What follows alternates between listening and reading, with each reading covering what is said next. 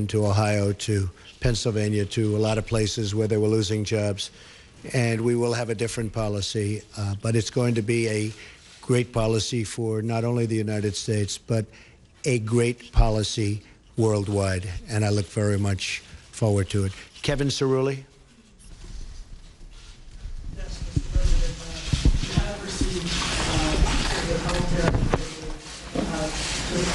What exactly, sir, do you think will unify this Republican Party? And then in terms of trade, what areas of common ground do you think you will be able to have with